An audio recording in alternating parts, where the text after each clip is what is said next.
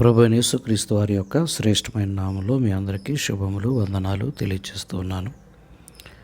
ప్రియులారా, మనం లూకాసు వార్త 24వ అధ్యాయంలో ఒక అద్భుతమైన సంఘటన మనం ధ్యానించబోతూ ఉన్నాం. ఏమిటా సంఘటన అంటే, యేసుప్రభు వారు తిరిగి లేచిన తర్వాత, మరణించి సమాధి చేయబడి తిరిగి లేచిన తర్వాత 3వ రోజున జరిగిన సంఘటనలో ఒకటి ఏమిటంటే, ఇద్దరు వ్యక్తులు ఎమ్మాయి అనే గ్రామానికి వెళ్ళిపోతూ ఉంటారు. ఆ ఇద్దరు కూడా యేసుప్రభును వెంబడించిన వారే. ఒక రకంగా చెప్పాలంటే వాళ్ళు కూడా ప్రభువును వెంబడించిన ఒక శిష్యులు. అయితే వాళ్ళు వెళ్ళిపోతూ ఉండగా యేసుప్రభు వారు ఆ మార్గంలో వారిని దర్శించి వారితో కలిసి ఆయన కూడా నడుస్తూ ప్రయాణం చేస్తూ ఉండగా ఒక బాటసారిగా వాళ్ళు అనుకొని ఆయన్ని కూడా కలుపుకొని మాట్లాడుకుంటూ వాళ్ళు వెళ్తూ ఉన్నారు. ఏంటి మీరు మాట్లాడుకుంటున్నారు, దేని గురించి అని యేసుప్రభు వారు వారిని అడిగినప్పుడు, నీకు ఈ మధ్య జరిగిన సంఘటనలు నీకేం తెలియదా, యెరూషలేములో జరిగిన పరిస్థితులు అంటూ క్రీస్తు మరణాన్ని గురించి క్రీస్తుకే వాళ్ళు తెలియచేయడం జరుగుతూ ఉంది. అలా చెప్తూ ఉంటారు. అలా చెప్తూ ఉండగా వాళ్ళు ఆ మాటల్లో ఒక బాధాకరమైన మాట, బహుశా ఆ మాట యేసుప్రభు వారికి ఆ గుండెల్లో గుచ్చుకున్న ఒక ములులాగా ఉండి ఉండొచ్చు. నేనైతే అలా అనుకుంటున్నాను. ఏమిటా మాట అంటే, 21వ వచనంలో, 24వ అధ్యాయం 21వ వచనంలో, ఇజ్రాయేలును విమోచింపబోవాడు ఈయనే అని మేము నిరీక్షించి ఉంటిమి. ఇదియుగాక ఈ సంగతులు జరిగి నేటికి 3 దినములాయను అంటున్నారు. అంటే వీళ్ళు యేసుప్రభుతో ఏం చెప్తున్నారు అంటే, మేము ఇజ్రాయేల్ని విమోచించబోయేవాడు ఈయనే, ఈ యేసే అని మేము అనుకున్నాము, అలా నిరీక్షించి ఉంటిమి, కానీ అలా జరగలేదు అన్నట్టుగా చెప్తారు. వీళ్ళు ఆయన మీద పెట్టిన నిరీక్షణ ఎలా వాళ్ళు గుర్తించారంటే, మేము అనుకున్నాము బాగుండేది, నిరీక్షించాం కానీ పని అవ్వలేదు అన్నారు. కానీ వీళ్ళు అనవలసిన మాట ఏంటంటే, మేము నిరీక్షిస్తూ ఉన్నాం ఆయనే ఏదో చేయబోతాడు, ఏదో చేస్తాడని. ఈ రెండింటికి మధ్య మీరు తేడా గమనించారు లేదో? మేము నిరీక్షించాం కానీ అవ్వలేదు, పొరపాటు పడ్డాం అన్నట్టుగా ఉన్న ఆ మాటకి, మేము నిరీక్షిస్తున్నాము, ఇంకా నిరీక్షిస్తున్నాము, ఏదో జరుగుద్ది అన్న మాటకి చాలా తేడా ఉంది.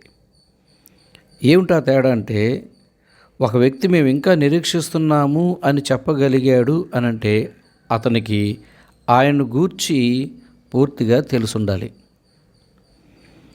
ఏమిటి పూర్తిగా తెలుసుండవలసిన విషయం? ఏంటి వాళ్ళు పూర్తిగా గ్రహించవలసిన విషయం అంటే, క్రీస్తు 26వ వచనంలో చూస్తే, క్రీస్తు ఇలాగూ శ్రమపడి తన మహిమతో ప్రవేశించుట అగత్యము కదా,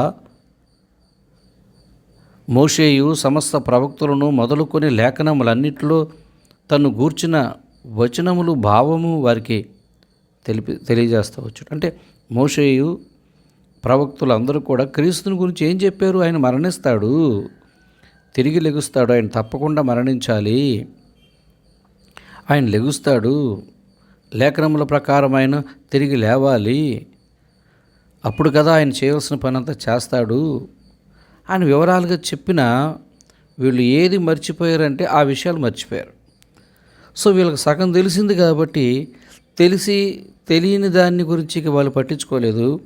తెలిసింది వాళ్ళ కళ్ళ ముందు జరుగుతున్న పరిస్థితిని బట్టి వాళ్ళు అర్థం చేసుకోలేకపోయారు. సరే, నేను చెప్పదలుచుకున్నాను అంటే, వీళ్ళు మేము నిరీక్షించాము పని అవ్వలేదు అన్నారు చూడండి, అది చాలా బాధాకరమైన విషయం. ఈరోజు చాలామంది యేసు ప్రభువును వెంబడిస్తూ ప్రభు శిష్యులుగా, లేకపోతే ప్రభు పిల్లలుగా, దేవుని పిల్లలుగా, భక్తులుగా, విశ్వాసులుగా, క్రైస్తవులుగా పిలువబడుతున్న చాలామంది యేసు ప్రభువును గూర్చినటువంటి నిరీక్షణ ఇలాగే ఉంది. చాలాసార్లు వాళ్ళు ఏవేవో అనుకుంటారు, అవి జరగవు. వాళ్ళ ఆలోచనలు తగ్గట్టుగా ఉండవు, వాళ్ళు ఊహించినట్టుగా అవ్వదు. ఆ సమయాల్లో వాళ్ళు ప్రభుని గురించి ఎలా అనుకున్నారంటే, మేము అలా అనుకున్నాము, చేస్తాడని అనుకుని చేయలేదు, మరి ఏంటో ఆయన చిత్తం, అవ్వలేదు అన్నట్టుగా, ఇక అవ్వదు, ఆయన చేయలేడేమో అన్నట్టుగా ఒక మనసు కలిగి ఉండడం అనేది చాలా బాధాకరమైన విషయం. దేవుడు చేయలేదు అంతే, కానీ చేయడానికి సమర్థుడు. ఇది కదా కలిగి ఉండాలి. అననీయ, అజర్యా, మిషాయేలు ఏం చేశారు? మా దేవుడు మమ్మల్ని రక్షించడానికి సమర్థుడు. నెబుకద్నెజరు వింటున్నావా? మా దేవుడు మమ్మల్ని రక్షించడానికి సమర్థుడు. ఒకవేళ మమ్మల్ని రక్షించకపోయినా మేమైతే అది నీ మాట వినాం. అంటే వాళ్ళు ఏం కన్ఫర్మ్ చేస్తున్నారు? ఆయన రక్షించగలిగిన వాడు, రక్షించకపోయినంత మాత్రాన రక్షించలేని వాడని నువ్వు అనుకోవద్దు. ఆయన ఏంటో మాకు బాగా తెలుసు, తెలియంది నీకే. మేము చచ్చిపోతే వాళ్ళ దేవుడు రక్షించలేడు అని నువ్వు అనుకోవద్దు. మేమే చెప్తున్నాం సాక్ష్యం, ఆయన రక్షిస్తాడు. మేము చావడం ఆయన చిత్తం అయితే చేస్తాం అంతే. అంటే ఆయన ఏంటో తెలిసిన వారుగా వాళ్ళు చూపిస్తున్న విశ్వాసం, ప్రకటిస్తున్న విశ్వాసం, పలుకుతున్న విశ్వాసం ఎంత తేడా ఉందో చూసారా? ఇక్కడికి వచ్చేసరికి వీళ్ళు ఏమంటున్నారంటే, మేము నిరీక్షించి ఉంటిమి, ఇజ్రాయేల్ను విమోచింపబోవాడు ఈయనే అని మేము నిరీక్షించి ఉంటిమి, అలా అనుకున్నాము, ఈయన విమోచిస్తాడని అనుకున్నాం, కానీ ఈయన చనిపోయాడు, ఈయన చంపేశారు. మేము అలా అనుకున్నాం కానీ జరగలేదు.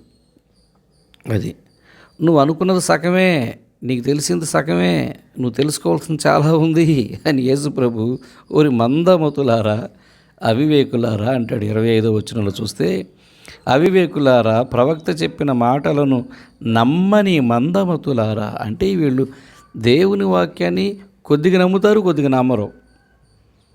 కొన్ని నమ్ముతారు, కొన్ని నమ్మరు. కొన్ని విషయాలు గుర్తుపెట్టుకుంటారు, కొన్ని విషయాలు వాళ్ళకి అసలు అక్కర్లేదు. ఇవాళ చాలామంది ఇదే ధోరణిలో ఉన్నారు. అసలు నువ్వు మొత్తం నీకు తెలిస్తే నీకు అర్థమైపోద్ది విషయం. కొన్ని నీకు నచ్చిన వచనాలు, కొన్ని నీకు ఆకర్షణీయంగా ఉన్నవి, నీకు ఇష్టమైనవి, వాటి మీద ఎక్కువ దృష్టి పెడితే మిగిలినవి నీకు తెలిసే అవకాశం ఉండదు. మిగిలిన వాటి మీద నీ మనసు వెళ్ళదు. ఆయన ఏంటో అన్నది మనకు పూర్తిగా తెలియాలి.